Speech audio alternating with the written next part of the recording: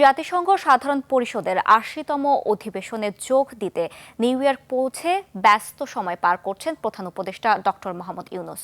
যুক্তরাষ্ট্রের দক্ষিণ ও মধ্য এশিয়া বিষয়ক বিশেষ দূত ও ভারতে মার্কিন রাষ্ট্রদূত সার্জিও কোরের সাথে বৈঠকে প্রধান উপদেষ্টা জানান, ফেব্রুয়ারিতে নির্বাচনের জন্য প্রস্তুত বাংলাদেশ।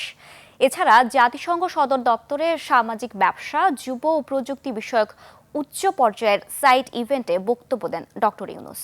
বিস্তারিত নাইম আহমেদের ডেস্ক রিপোর্টে। ওয়ালটন এখন দেশের সীমানা পেরিয়ে পৌঁছে গিয়েছে 50টিরও বেশি দেশে। ওয়ালটন, ঘরে ঘরে বিশ্বজুড়ে।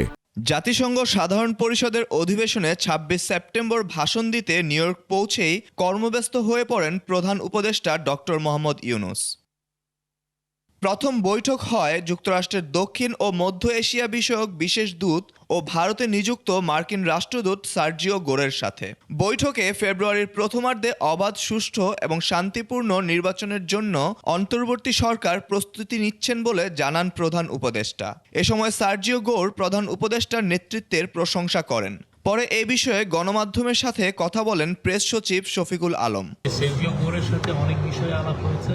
বাংলাদেশের সামনে ইলেকশন, উনি বলেছেন যে ইলেকশনের ব্যাপারে দেশ মোটামুটি প্রস্তুত এবং আমরা একটা free, fair and peaceful election একটা হবে সেই বিষয়ে বলেছেন। এবং ইউএস অফিসিয়ালদের তরফ থেকে বলা হচ্ছে যে তারা সব ধরনের সাপোর্ট বাংলাদেশকে দিবে। পরে জাতিসংঘ সদর দফতরে সামাজিক ব্যবসা, যুব ও প্রযুক্তি বিষয়ক উচ্চ পর্যায়ের সাইড ইভেন্টে যোগ দেন প্রধান উপদেষ্টা ডক্টর মোহাম্মদ ইউনূস। এ সময় সামাজিক ব্যবসার উপর ভিত্তি করে একটি নতুন অর্থনৈতিক মডেলের প্রস্তাব করেন তিনি।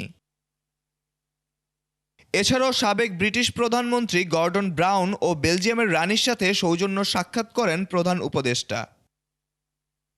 এদিন নিউ ইয়র্কের হোটেলে প্রধান উপদেষ্টা ডক্টর ইউনূসের সাথে দেখা করেন কিছুদিন আগে যুক্তরাষ্ট্রে সন্ত্রাসীর গুলিতে নিহত বাংলাদেশি বংশোদ্ভূত পুলিশ অফিসার দিদারুল ইসলামের পরিবারের সদস্যরা।